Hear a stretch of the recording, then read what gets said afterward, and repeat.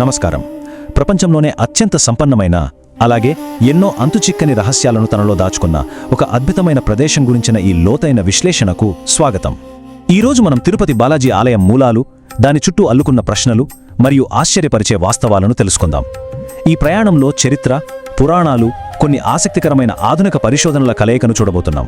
సరే, ఇక ఏమాత్రం ఆలస్యం చేయకుండా నేరుగా విషయాల్లోకి వెళ్ళిపోదాం. ఒక్కసారి ఈ అంకెను గమనించండి. 2.5 లక్షల కోట్లు. వినడానికి ఆశ్చర్యంగా ఉంది కదూ? అవును, తిరుపతి బాలాజీ ఆలయం మొత్తం నికర ఆస్తి విలువ దాదాపుగా ఇంత ఉంటుందని అంచనా. ప్రతి నెల ఈ ఆలయానికి 300 నుంచి 400 కోట్ల రూపాయల వరకు విరాళాలు అందుతాయి. అంతేకాదండోయ్, 11 టన్నులకు పైగా బంగారు నిల్వలు కూడా ఇక్కడున్నాయి. ఇది ప్రపంచంలోని ఎన్నో దేశాల వార్షిక బడ్జెట్ కంటే కూడా చాలా ఎక్కువ. ఇక్కడే ఒక ఆసక్తికరమైన వైరుధ్యం మనకు కనిపిస్తోంది. ఒకవైపు ఊహకు కూడా అందని అపారమైన సంపద ఉన్న దేవాలయం, కాని మరోవైపు చూస్తే ఇక్కడి దేవుడు ఒక పురాతన పౌరాణిక అప్పుల ఊబిలో కూరుకుపోయి ఉన్నాడని ప్రతీతి. ఇంతటి సంపద ఉన్న దేవుడు అసలు ఎందుకు అప్పుల్లో ఉన్నట్లు చెబుతారు? ఈ ప్రశ్నకు సమాధానం తెలియాలంటే మనం పురాణాల కాలంలోకి వెళ్లాల్సిందే. అసలు ఈ కథ ఎలా మొదలైందో పురాణాల ఆధారంగా మనం చూస్తే, భృగు మహర్షి శ్రీ మహావిష్ణువు ఛాతిపై కాలితో తన్నడంతో ఇది ప్రారంభమవుతుంది. ఈ అవమానాన్ని తట్టుకోలేక లక్ష్మీదేవి వైకుంఠాన్ని విడిచిపెట్టి భూలోకానికి వచ్చేస్తుంది. ఆ తరువాత విష్ణువు కూడా ఆమెను వెతుకుతూ వచ్చి వకులామాత దగ్గర శ్రీనివాసుడిగా జన్మిస్తాడు. చివరకు ఆ శ్రీనివాసుడు పద్మావతి దేవిని కలుసుకుని వివాహం చేసుకునే ఘట్టానికి ఈ కథ చేరుకుంటుంది. అయితే ఇక్కడే అసలు కథ ఉంది. పద్మావతి దేవిని వివాహం చేసుకోవడానికి శ్రీనివాసుడి దగ్గర తగినంత సంపద లేదు. అప్పుడు తన దివ్య వివాహం కోసం ధనవంతుడైన కుబేరుడి దగ్గర భారీగా అప్పు చేశాడని, ఆ రుణాన్ని కలియుగాంతం నాటికి తీరుస్తానని వాగ్దానం చేశాడని పురాణాలు చెప్తున్నాయి. అందుకే నేటికీ భక్తులు తమ సంపాదనలోని కొంత భాగాన్ని స్వామివారి రుణాన్ని తీర్చడంలో సహాయపడ్డానికి విరాళంగా సమర్పిస్తుంటారు. ఈ పౌరాణిక రుణమే నేటి ఆధునిక విరాళాల ప్రవాహానికి ప్రధాన కారణం. సరే, పురాణాల నుంచి ఇప్పుడు చరిత్ర వైపు అడుగులేద్దాం. ఒక అద్భుతం యుగయుగాలుగా ఎలా నిర్మితమైందో ఇప్పుడు చూద్దాం. ఈ భారీ ఆలయ నిర్మాణం కేవలం ఒకరు లేదా ఒక రాజుతో పూర్తవలేదు. ఈ చారిత్రక క్రమాన్ని గమనిస్తే క్రీస్తు శకం 825లో పల్లవులు నల్ల గ్రానైట్ రాతితో ప్రాథమిక గర్భగుడిని నిర్మించారు. ఆ తర్వాత 11వ శతాబ్దంలో చోళులు దీన్ని మరింత విస్తరించారు. ఇక 1509 నాటికి విజయనగర సామ్రాజ్య చక్రవర్తి శ్రీకృష్ణదేవరాయలు ఈ ఆలయానికి అద్భుతమైన స్వర్ణగోపురాన్ని నిర్మించారు. ఆ తర్వాత బ్రిటిష్ కాలంలో మహంతుల నిర్వహణలో ఉండి చివరగా 1933లో మనం పిలుచుకునే తిరుమల తిరుపతి దేవస్థానం అంటే టీటీడీ స్థాపించబడింది. ఇక్కడ ఒక ఆసక్తికరమైన ఆధునిక పరిశోధనా వాదనను మనం గమనించాలి. ఈ పురాతన ఆలయ నిర్మాణ శైలి గురించి 2018లో ఐఐటి మద్రాస్ జరిపిన ఒక అధ్యయనంలో ఆశ్చర్యకరమైన విషయం వెల్లడైందని మూలాలు పేర్కొంటున్నాయి. ఆలయ గోడల నిర్మాణంలో ఉపయోగించిన రాళ్ల మధ్య ఖచ్చితంగా ఎప్పుడూ 0.2 అంగుళాల గ్యాప్ నిర్వహించబడింది. నేటి ఆధునిక లేజర్ టెక్నాలజీ లేకుండా వేల ఏళ్ల క్రితం ఇంత ఖచ్చితమైన అలైన్మెంట్ను ఎలా సాధించారో అన్నది ఇప్పటికీ ఒక అద్భుతమే అని చెబుతారు. చరిత్ర మరియు నిర్మాణాల గురించి చూసాం కదా. ఇప్పుడు ప్రస్తుత రోజుల్లోకే వద్దాం. ఈ అపారమైన విశ్వాసాన్ని, ఆస్తుల నిర్వహణను ఎలా చేస్తున్నారో గమనిద్దాం. టీటీడీ ఆర్థిక యంత్రాంగం చూస్తే నిజంగా ఆశ్చర్యం కలుగుతుంది. ఈ అపారమైన విరాళాలు కేవలం బ్యాంకుల్లో మూలుగుతూ లేవు. ఒకవైపు రిలయన్స్, టాటా, ఎస్బీఐ లాంటి కంపెనీల షేర్లలో 10,000 కోట్లు మరియు ఫిక్స్డ్ డిపాజిట్లలో 12,000 కోట్లకు పైగా పెట్టుబడులుంటే, మరోవైపు సామాజిక సంక్షేమం కోసం భారీగానే ఖర్చు జరుగుతోంది. ప్రతిరోజు దాదాపు 3 నుంచి 4 లక్షల మందికి ఉచిత అన్నదానం జరుగుతోంది.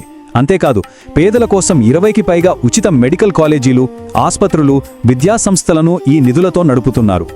ఆదాయ మార్గాల గురించి మాట్లాడుకునేటప్పుడు ఈ ప్రత్యేకమైన కేశదాన సంప్రదాయాన్ని మనం అస్సలు మర్చిపోకూడదు. పురాణాల ప్రకారం శ్రీ మహావిష్ణువు తలకు గాయమైనప్పుడు నీలాదేవి అనే రాజకుమారి తన జుట్టును దానం చేసిందట. ఆ స్ఫూర్తితోనే నేటికి లక్షలాది మంది భక్తులు తమ కేశాలను సమర్పిస్తూ ఉంటారు.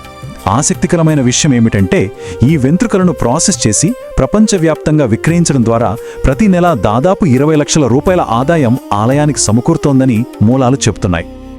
ఆర్థిక నిర్వహణ పక్కన పెడితే ఇప్పుడు అత్యంత ఆసక్తికరమైన అసాధారణత్వాలు మరియు అంతుచిక్కని దృగ్విషయాల వైపు వెళ్దాం.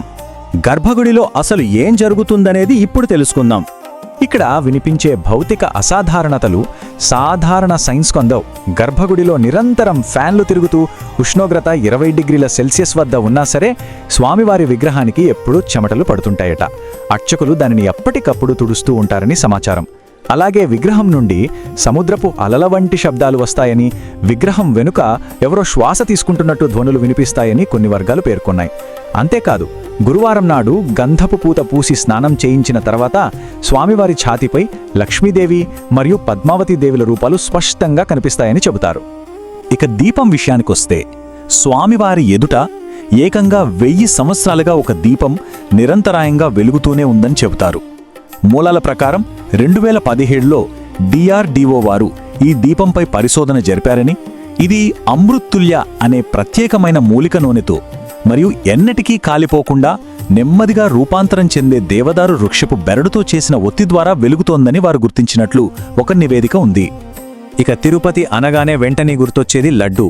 ఒక వృద్ధురాలి రూపంలో వచ్చిన లక్ష్మీదేవి స్వయంగా మొదటిసారిగా ఈ లడ్డూ నైవేద్యాన్ని తయారు చేసిందని పురాణాలు చెబుతున్నాయి. నేడు ప్రతిరోజు 3 నుంచి 5 లక్షల లడ్డూలను తయారు చేస్తున్నారు. అన్నీ ఖచ్చితంగా ఒకే బరువు, ఒకే రుచిని కలిగి ఉంటాయి. అయితే ఇక్కడ ఆశ్చర్యకరమైన విషయం ఏమిటంటే, ఈ ప్రసాదానికి ఉపయోగించే పదార్థాలన్నీ ఆలయానికి 23 కిలోమీటర్ల దూరంలో ఉన్న ఒక రహస్య గ్రామం నుండి వస్తాయని, ఆ గ్రామాన్ని నేటికి ఎవ్వరూ కనుగొనలేదని మూలాల్లో పేర్కొనబడింది. ఇప్పటివరకు మనం భూమిపైన ఉన్న విషయాలను చూశాం. ఇప్పుడు దేవాలయం కింద ఉన్నట్లుగా భావిస్తున్న అంతుచిక్కని రహస్యాల వైపు దృష్టి సారిద్దాం. దేవాలయం కింద ప్రధానంగా 3 రహస్య సొరంగాలున్నట్లు మూలాలలో ప్రస్తావించారు. మొదటిది బ్రహ్మాస్త్ర సొరంగం. ఇక్కడ అత్యంత శక్తివంతమైన పురాతన ఆయుధముందని, 1993లో దీని అన్వేషించడానికి వెళ్లిన 5 మంది బ్రిటిష్ ఇంజనీర్లు అదృశ్యమయ్యారని ఒక వాదన ఉంది. రెండవది స్వర్ణ భండార్.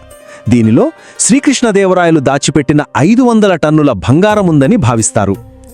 మూడవది కాలాపానీ సొరంగం. ఇందులో ప్రమాదకరమైన గుర్తు తెలియని నల్లటి ద్రవముందట. ఈ సొరంగాలకు సంబంధించి 2022లో జరిగిందని చెబుతున్న ఒక సంఘటన ఈ వాదనలకు మరింత బలమిస్తోంది. ఆర్కియాలజికల్ సర్వే ఆఫ్ ఇండియా బృందం ఈ రహస్య సొరంగాల్లోకి ప్రవేశించడానికి ప్రయత్నించినప్పుడు మూలాల ప్రకారం లోపలికి వెళ్లగానే అకస్మాత్తుగా వాళ్ల టార్చ్ లైట్లు ఆరిపోయాయట.